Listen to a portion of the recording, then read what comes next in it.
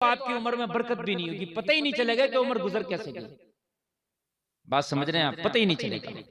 हाय मैंने क्या किया।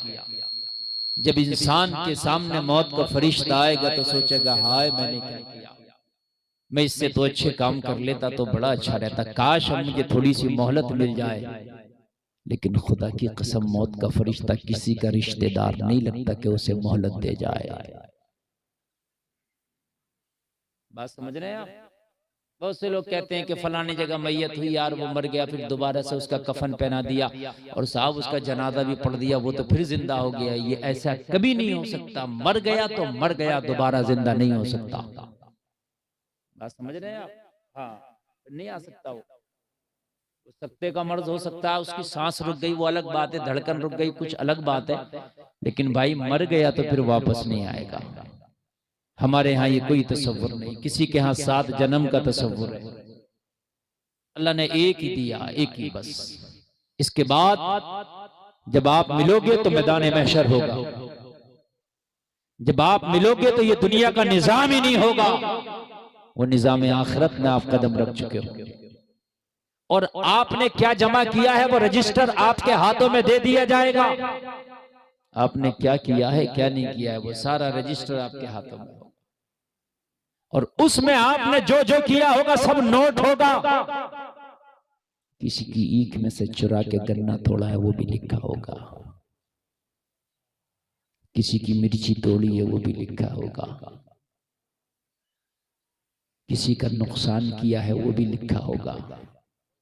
बहुत से लोग फ्री का नुकसान कर देते हैं, उनको भी फायदा नहीं है मगर फिर भी नुकसान कर देते हैं। ऐसा भी होता है, उनका फायदा भी नहीं है मगर फिर भी नुकसान कर देते हैं। ऐसे भी है, वो भी लिखा होगा। समझ रहे हैं? वो भी लिखा होगा। ये जो जानवरों को सताते हैं, समझ रहे हैं आपने, किसी ने कुत्ते के बच्चे को मार दिया, किसी ने मेंढक को मार दिया, ये भी लिखा होगा। जानवरों को आपने पाला, उनकी हैसियत से बढ़ के उन पे बोझ डाला, वो भी लिखा होगा। अब जानवरों को पालते, उनकी हैसियत से बढ़ के उनसे बोझ न डाले। आप भैंस पाल रहे हैं, उसका जो बच्चा है दूध दुहें तो इतना जरूर बाकी छोड़ दें कि उसके बच्चे के पीने के लायक रह जाए। ऐसा नहीं है कि 50 रुपए किलो दूध बिक रहा तो सभी निचोड़ने हैं आप।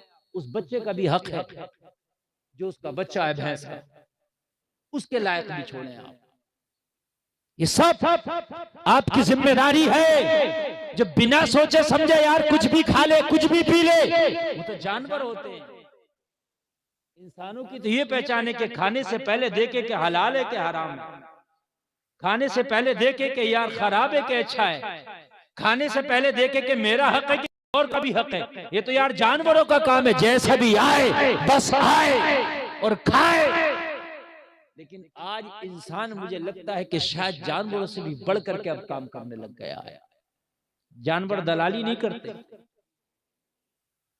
जानवर कमीशन नहीं खाते। बात समझ रहे हैं आप? ये दलाली भी कर रहा है, ये कमीशन का भी खा रहा है। समझ रहे हैं आप? बच्चों बात नहीं, बिल्कुल बिल्कुल खामोश। मैं आपको दीन सिखा रहा हूं। जलसे में आने वालों, तुमने उस नबी का कलमा पढ़ा, उस नबी का कलमा पढ़ा है कि जो नबी मक्का वालों के दरमियान जब ऐलान नबूवत किया तो मक्का वाले कह रहे थे हम कलमा नहीं पढ़ेंगे, इनका ये नया दीन लाए हैं, ये नया मजहब लाए हैं, हम इनका कलमा नहीं पढ़ेंगे। तो हबशा के बिलाल ने कहा था कि तुमने झूठ बोलते देखा, वादा खिलाफी करते देखा, अमानत में खयानत करते देखा? तो कहा ये अमानत में खयानत भी नहीं करते हैं, वादा खिलाफी भी नहीं करते, मगर फिर भी कलमा नहीं पढ़ेंगे। दुश्मन भी ये कह रहे थे कि ये वादा खिलाफी नहीं करते, ये अमानत में खयानत नहीं करते, ये झूठ नहीं बोलते, मगर कलमा नहीं पढ़ेंगे। वो हसद था उनका। क्या था? हसद बड़ी बुरी बीमारी है, बहुत बुरी बीमारी है, इसको मत पालो। हसद अगर सीने में आ गया तो ईमान को नहीं रुकने देगा। जिस खेत में घास हो जाती है ना तो खेती नहीं होती, मारी जाती है। जिस सीने में हसद हो जाता है ना, ईमान नहीं रुकने देता। हसद बड़ी खतरनाक बीमारी है। और एक बात बताऊं मैं आपको, सुने, हजरत उमर भी नबी के दुश्मन थे मगर कलमा पढ़ लिया। खालिद बिन वलीद बिन नबी के दुश्मन थे, कलमा पढ़ लिया, जो करना। लेकिन अबू जहल ने कलमा नहीं पढ़ा। क्यों नहीं पढ़ा?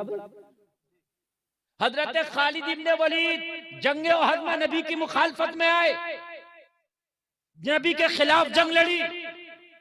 खालिद इब्न वलीद